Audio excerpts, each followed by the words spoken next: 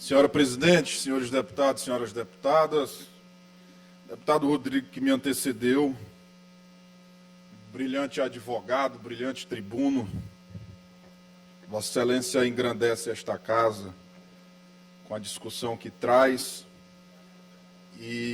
mas é importante nessa discussão falar um pouco sobre esse projeto de resolução legislativa que eu fui relator na Comissão de Constituição e Justiça, apresentado pela mesa diretora, porque, a bem da verdade, ele não se trata apenas desta situação específica da alteração na formação dos blocos. O primeiro artigo dele, ele trata justamente sobre a vacância de um cargo na mesa diretora. A regra anterior desta casa era que quando um cargo da mesa diretora vagasse, se teria uma nova eleição para aquele cargo vago. Por um casuísmo do destino, mudou-se o regimento desta casa, o alterou, colocando que, em caso de vacância de um cargo da mesa diretora, a sucessão seria de forma imediata. Por um mero casuísmo do momento e uma discussão de quem tinha interesse, na época que era vice-presidente da casa, de assumir a presidência da casa. Este projeto de resolução legislativa, ele corrige um erro histórico à época, deputado Arnaldo. Vossa Excelência aqui foi presidente dessa casa, brilhante presidente, diga-se de passagem, sabe do que eu estou falando. Este primeiro artigo aqui, para mim, é um dos mais importantes que nós temos na mudança proposta do regimento. E eu vou ler ipsiliter para Vossas Excelências. Declarado vago o cargo da mesa diretora, nas hipóteses previstas no artigo 75 deste regimento, ou pelo afastamento do titular para o exercício de cargo ou função em outro poder, o mesmo deverá ser preenchido mediante eleição, no prazo de 5 dias corridos, observando o disposto no artigo 8º deste regimento. Para explicar o artigo, imaginemos que a presidente Iracema vire conselheira do Tribunal de Contas da União. Ela teria que renunciar ao cargo de presidente, o deputado Rodrigo, como vice-presidente, não assumiria o cargo de forma efetiva e teria que, em 5 dias, fazer uma nova eleição.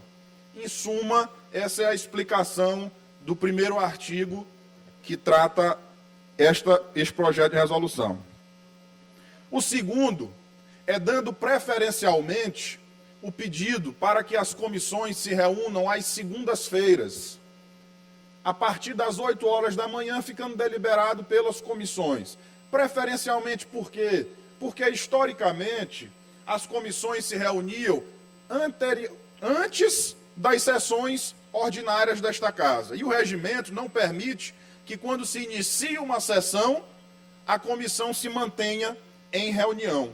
Portanto, as comissões ficavam muitas vezes prejudicadas porque tinham que encerrar os seus trabalhos em virtude do início da sessão.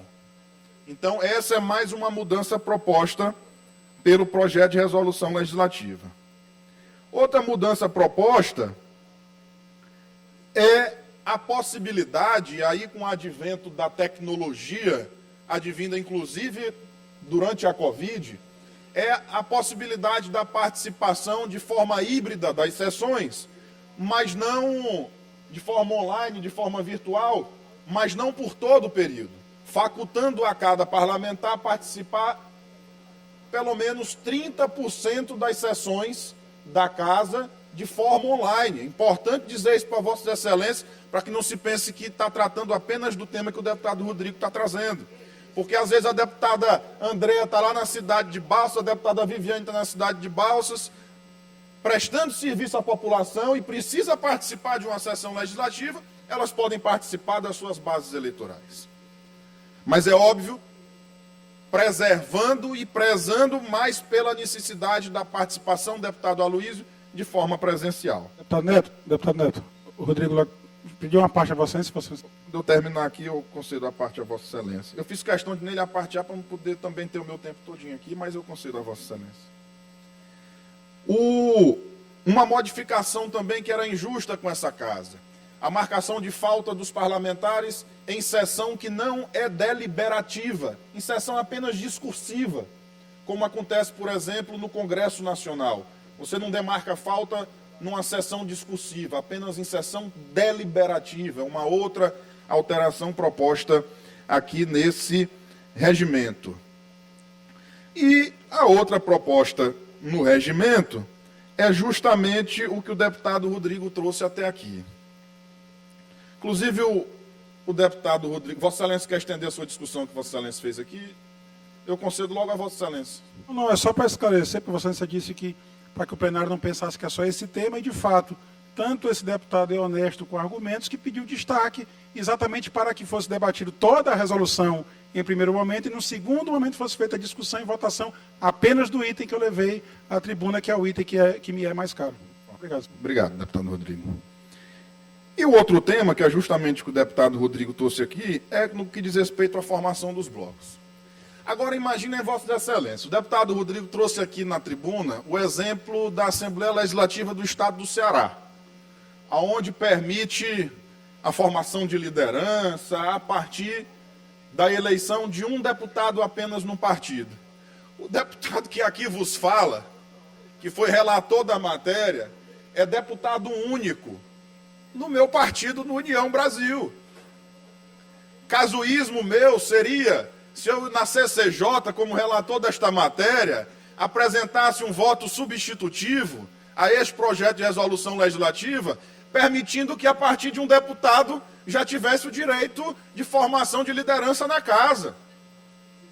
Mas não é esse entendimento que eu tenho.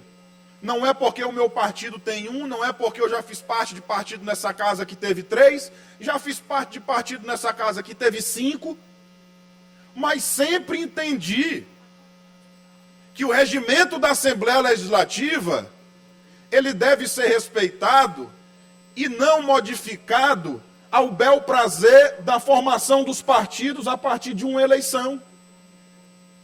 Volto e repito, se assim eu entendesse, eu modificaria lá no meu voto na CCJ para apenas um deputado, porque eu sou deputado só no meu partido. Seria mais interessante para mim, presidente. Não gostei muito da sua apresentação desse projeto, não, porque me prejudicou. Mas eu não estou pensando só em mim. Eu estou pensando, acima de tudo, na participação efetiva desta casa nas comissões. Comissão, deputada Mical, é onde verdadeiramente começa a participação de um parlamentar. E o parlamento nada mais é do que ter capacidade de articular. Sozinho, dentro de um parlamento, eu poderia até ser favorável que criasse liderança para mim no União Brasil. Mas sozinho não vai para lugar nenhum. Os deputados antigos dessa casa sabem o que eu estou falando, e os deputados novatos, acredito que muitos já entenderam isso, que é um parlamento. É uma casa de 42 cabeças diferentes. Deputado Wellington uma vez ficou sozinho porque quis. Ele quis ficar sozinho. Não por incapacidade de articular e de ficar num bloco, porque era cobiçado por vários blocos. E o que esta mesa propõe é corrigir este erro de modificação de regimento sem uma lógica. Me expliquem por que 4 deputados. Alguém me arranja uma explicação. Se alguém tiver, vou concordar. Uma explicação plausível. Uma parte, deputado. Por quê? Deputado, uma parte, deputado João Evangelista. Deputado Neto, depois eu gostaria de uma parte. Certo. Expliquem por que, deputada Daniela, o deputado Ricardo, por que 4 deputados? Qual a lógica? Deputado Neto, se me permite a resposta, eu gostei muito do argumento ali do deputado Rodrigo Lago. Assim, no momento que ele disse que lá em Brasília, no Congresso, é aceito 10% na Câmara lá e o Senado também, então ele me convenceu com esse argumento dele. Você já viu o tamanho do Congresso? Nós somos 42 pares. Nós somos 42 pares. Se a gente não amarrar uma questão lógica no regimento para a formação dos blocos, essas modificações vão estar sempre acontecendo. Percebam que a modificação que a mesa propõe, ela é amarrada em outro artigo do regimento interno. Percebam que não fala que são 4, são 5, são 6, não fala um número específico, é 10%. Não fala um número específico. Ó, só para registrar que a mesa me trouxe um papel, não é nem uma colinha, o deputado que pedir a parte, tá, para não esquecer. Deputado, eu também pedi uma parte. Pode seu nome aqui. Ótimo. Vocês percebem que está vinculado ao artigo 29. E eu conversava com o deputado Arnaldo justamente mais cedo sobre isso. Há uma vinculação ao próprio regimento. A única participação que a Casa exige dos deputados para a formação da comissão é esse quociente de 42 dividido por 7, 6. Por isso eu entendo a proposta da mesa vinculando a formação dos blocos, deputado Florencio Neto, ao artigo 29 do regimento interno, ou seja, a partir de 6 deputados. Então, assim, eu realmente não entendo, não consigo compreender, apesar de compreender, o porquê dessa discussão. Mas, enfim, o futuro próximo dirá. Deputado Emetério, a parte a Vossa Excelência. Está correndo o tempo, deputado Emetério. Deputado Neto Evangelista, eu já estou aqui há muitos anos nessa casa. Uma época era 6, depois voltou a 4 novamente. E esses 4 já vêm com 12 anos aproximadamente. 4 deputados formaria um bloco. Eu não sou contra de maneira nenhuma a formação de blocos grandes, porque hoje eu estou num bloco de 25 parlamentares. Mas eu também, pelo conhecimento que tenho, acho que de 10% para 15% se altera um pouco o quantitativo da vontade dos parlamentares, da vontade dos deputados que aqui tem. Eu sei da sua situação como só deputado único da União Brasil aqui. E que teria que fazer parte de blocos para que pudesse ter parte das comissões. Mas não sou contra, de maneira nenhuma, alterarem da maneira que estão alterando, que amanhã pode voltar. Porque isso aqui já aconteceu no passado. Eram 6, voltou para 4 e 4 vem.